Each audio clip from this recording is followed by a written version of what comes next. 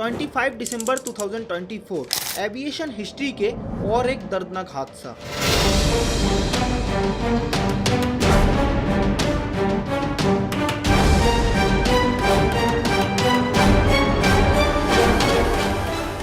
Passenger flight Azerbaijan airline 8243 total 62 passenger और 5 crew member के साथ बाकू इंटरनेशनल एयरपोर्ट से रशिया जॉर्जनी एयरपोर्ट के लिए उड़ान भरता है। लेकिन बदकिस्मती से ये फ्लाइट अपने डेस्टिनेशन से मीलों दूर आक्टाउ इंटरनेशनल एयरपोर्ट कजाकिस्तान में जाके क्रैश लैंडिंग कर लेता है। ऑन बोर्ड टोटल 67 लोगों में से 38 लोगों की उसी टाइम जान चले जाते हैं, जिसमें कैप्टन आइगोर कशियाकिन और उसका को पायलट अलेक्जेंडर कलियानिनोव भी शामिल था। एक्सपर्ट्स का ये भी कहना है कि क्रैश लैंडिंग इतना ज्यादा खतरनाक था कि किसी के जान बचने की उम्मीद नहीं थी। लेकिन खुशकिस्मती से जब प्लेन क्रैश हुआ तो प्लेन का 30% हिस्सा प्लेन से अलग हो गया था और आज जो 29 सर्वाइवल जिंदा है उनको यही प्लेन के अलग हुए हिस्से में से ही रेस्क्यू किया गया। रशिया के फेडरल एयर ट्रांसपोर्ट एजेंसी का कहना है कि ये कोई बर्ड स्ट्राइक हो सकता है, लेकिन आपको इधर जान के हैरानी होगी कि लैंडिंग क्रैश से कुछ वक्त पहले जो लोगों ने अपने फोन में फोटो या वीडियो कैप्चर किया था उसमें कहानी कुछ और ही नजर आ रहा है।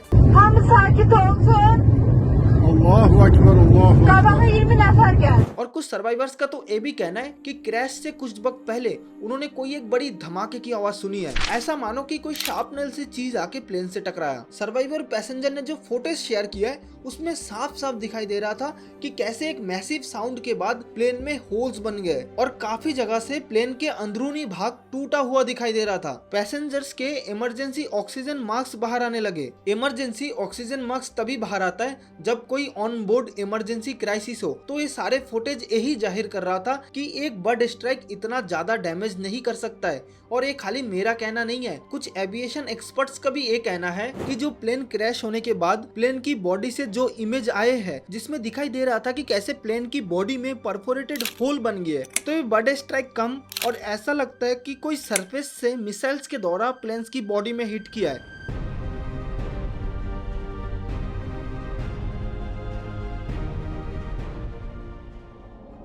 तो आज मैं 3 ऐसे पॉइंट आपके सामने रखूंगा जिसे समझने के बाद आपको भी लगेगा कि शायद ये कोई हादसा नहीं, सोची समझी टारगेट है। और तीसरा पॉइंट तो कुछ ऐसा है जो आपको सोचने में मजबूर कर देगा कि ये कोई आम प्लेन क्रैश नहीं था। तो सबसे पहला पॉइंट, अगर मैं बर्ड स्ट्राइक की बात करूं तो ये समझो एक नॉर्मल बर्ड हमेशा 1000 मीटर के एल्टीट्यूड पे ही फ्लाई करते हैं। लेकिन इधर हैरानी की बात यह है कि इस फ्लाइट के जब इंसिडेंट हुआ तब इसका एल्टीट्यूड था लगभग 2400 मीटर, एक ऐसा ऊंचाई जहां ऑक्सीजन लेवल भी कम हो जाता है। तो इससे साफ साफ जाहिर होता है कि ये कोई बर्ड स्ट्राइक तो नहीं हो सकता है। आप विकिपीडिया की रिपोर्ट देखो, most of the time bird strike happen during take off और लैंडिंग, और लगभग जब लो एल्टीट्यूड पे प्लेन फ्लाई करता है तब होता है बर्ड स्ट्राइक। लेकिन फ्लाइट अजरबैजान के साथ जब ये इंसिडेंट हुआ तब इसका एल्टीट्यूड था जमीन से लगभग 2400 मीटर ऊपर। तो अब खुद सोच के देखो कि ये कोई बर्ड स्ट्राइक कैसे हो सकता है। दूसरा पॉइंट, ये फ्लाइट जब सुबह तकरीबन 8 बजे बाकू इंटरनेशनल एयरपोर्ट से टेक ऑफ करता है उसके कुछ देर बाद ही रशियन एयर स्पेस में घुसते ही रेडर से गायब हो जाता है। तकरीबन 1.5 घंटे रेडर से गायब रहने के बाद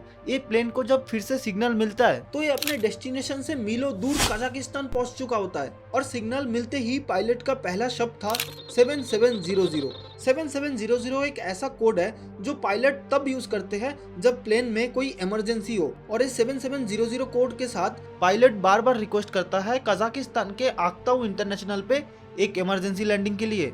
लेकिन इधर सोचने वाली बात यह है कि जिस फ्लाइट को ग्रोजनी रशिया लैंड करना था वो कजाकिस्तान कैसे पहुंच गए। और अगर आपको ये लगता है कि शायद प्लेन में कोई इमरजेंसी आ गई होगी जिस वजह से प्लेन को इमरजेंसी लैंडिंग करने के लिए कजाकिस्तान ले गया, तो आपको जान के हैरानी होगी कि ग्रोजनी एयरपोर्ट के पास तकरीबन 10 से भी ज्यादा ऐसे लैंडिंग स्पॉट है जहां ये प्लेन को लैंड करवाया जा सकता था, जिसमें से तो 2 ऐसे लैंडिंग स्पॉट है जो बड़े बड़े इंटरनेशनल एयरपोर्ट के पास होते हैं। और यही बात इस केस में सबसे ज्यादा हैरान करता है कि रशियन एयर स्पेस में घुसते ही रेडर से गायब हो जाना और फिर अपने डेस्टिनेशन से काफी दूर चले जाना, ऐसा मानो ये प्लेन रशिया से ही दूर भागना चाह रहा था। तभी अपने डेस्टिनेशन के पास इतने सारे लैंडिंग स्पॉट होने के बाद भी कजाकिस्तान पहुंच के अपने लैंडिंग के रिक्वेस्ट करता है। आप एक बार खुद सोच के देखो, एक फ्लाइट जो टेक ऑफ के टाइम एकदम परफेक्ट था, रशियन एयर स्पेस में घुसते ही गायब हो जाता है। और जब फिर से प्लेन की सिग्नल मिला तो प्लेन की कंडीशन इतनी बुरी थी कि उनके पास क्रैश लैंडिंग के अलावा और कोई चारा ही नहीं था। प्लेन्स अचानक से गायब हो जाना, प्लेन्स में कोई चीज आके टकराना, प्लेन्स में काफी सारे होल्स बनना, ये सब कुछ एक ही चीज की तरफ इशारा कर रहा था कि ये कोई बर्ड स्ट्राइक नहीं बल्कि किसी ने इसे टारगेट करके गिराया। और ऐसा इल्जाम मैं अपने मन से नहीं लगा रहा हूँ, आप ये आर्टिकल पढ़ो। व्हाइट हाउस के नेशनल सिक्योरिटी जॉन किर्बी का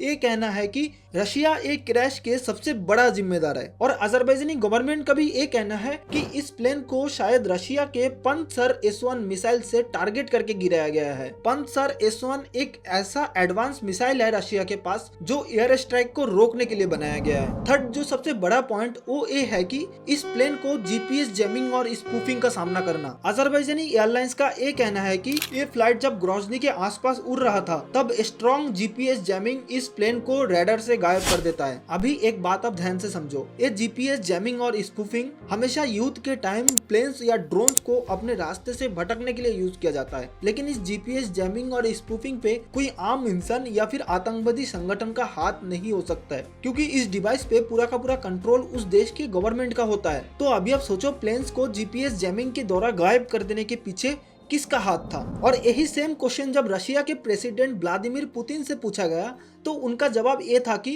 ग्रोजनी सिटी पे हम जैमर इसलिए यूज करते हैं ताकि यूक्रेन हम पे ड्रोन अटैक ना कर पाए। और यूक्रेन प्रेसिडेंट व्लोडिमीर का ये कहना है कि अगर सच में ऐसा बात है तो रशिया को इस केस में एक इन्वेस्टिगेशन करना चाहिए और प्रॉपर एविडेंस रखना चाहिए। इस बात पे रशिया जवाब देता है कि हम इन्वेस्टिगेशन तो करेंगे लेकिन इन्वेस्टिगेशन अपने हिसाब से होगी। इस केस में अजरबैजान के कोई फॉरेंसिक इन्वेस्टिगेशन को अलाउ नहीं किया जाएगा। तो अभी आपको शायद सब क्लियर हो गया होगा कि ये कोई बर्ड स्ट्राइक था या प्रॉपर निशाना।